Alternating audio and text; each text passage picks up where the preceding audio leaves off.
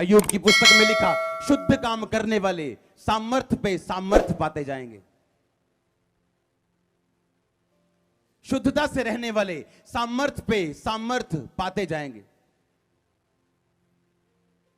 वो stronger stronger, मजबूत के बाद मजबूत होते जाएंगे, जो शुद्ध काम करते जाएंगे। जब हम मसीह में नए थे तो हम जब प्रार्थना करने का टाइम आता था, हम प्रेयर करते थे। जब प्रार्थना खत्म हो जाती थी तो हम सभी जो यूथ लड़के थे, हम सभी इकट्ठे बैठ जाते थे और सब ने मजाक शुरू करना, गंदा मजाक। कभी किसी के बारे में, कभी किसी के बारे में, कभी किसी आंटी के बारे में, कभी किसी अंकल के बारे में।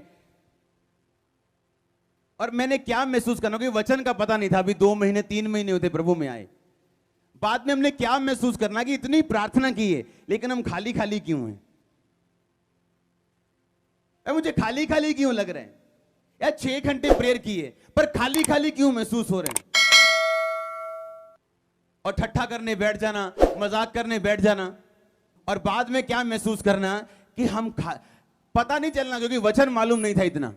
बाद में महसूस होना हम खाली क्यों हैं, हमें खाली खाली क्यों महसूस होता है, प्रभु की प्रेजेंस क्यों नहीं महसूस होती हमें।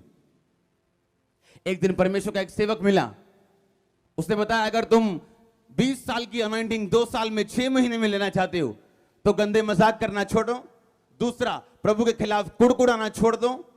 तीसरा, अपने प्रार्थना के समय को सेम रखो, हमेशा प्रभु के साथ रिलेशनशिप बनाओ। वो दिन और ये दिन, तब फिर खाली कभी महसूस नहीं हुआ। हालेलुया।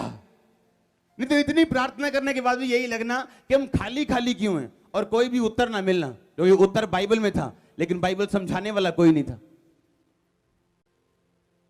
आप महसूस करोगे ठट्ठा करने के बाद किस तरह से आपकी अनॉइंटिंग कम होती। परमेश्वर हंसने से मना नहीं करता, लेकिन किस बात पे हंसना है आपको ये देखना है। आपकी एक बाउंड्रीज ठहराई गई, आपकी एक लिमिट है, जिस लिमिट में आप रह सकते हो, क्योंकि आप एक बड़ी कुर्सी के लिए ठहराए गए हो। वो कुर्सी तक आपको पहुंचना है, क्योंकि उस कुर्सी में आने के बाद जो रिजल्ट आएगा, वो रिजल्ट आपकी इंसल्ट को खत्म करने वाला है। लेकिन जब तक वो इंसल्ट आपकी लाइफ में रहेगी, आप मसीह में तो होंगे पर एक जबरदस्त गवाह नहीं बन पाएंगे जब तक वो इंसल्ट आपकी लाइफ से नहीं जाएगी। और बाइबल बताती है इंसल्ट को दूर करने से पहले आपको वो कुर्सी चाहिए जो परमेश्वर आपके लिए डिजाइन करके मसा करके रखता है। उस कुर्सी तक पहुंचने से पहले आपको मसा चाहिए जो परमेश्वर आपको देता है, आपके प्रतिदिन के जीवन को देख के कि आप किस तरह का जीते हैं। चर्च में हालेलुया बोलना बड़ा आसान है, आमीन बोलना बड़ा आसान है, वर्शिप करना बड़ा आसान है, लेकिन सोमवार मंगलवार जब आप अपने कामों पे आप लौट जाओगे, तब पवित्रता में बना के रखना अपने आप को, यह मुश्किल है।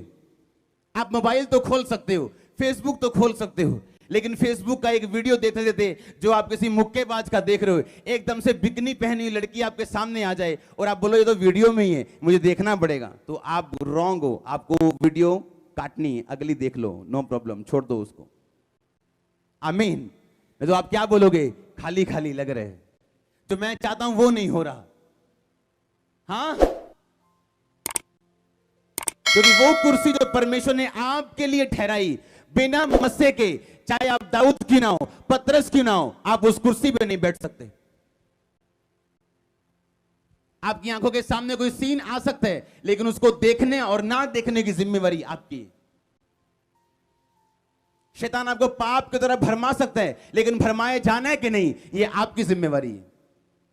हालेलुया। इसीलिए आज मसा किए गए थोड़े हैं और घूम रहे और कंफ्यूज्ड और दुखी ज्यादा हैं।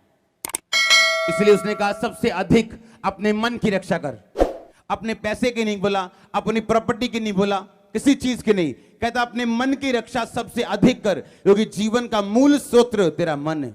आप अपने आप को मसे से भरा हुआ पाएंगे। आमीन। जितना लंबा ब्लेसिंग उतनी बड़ी चर्च।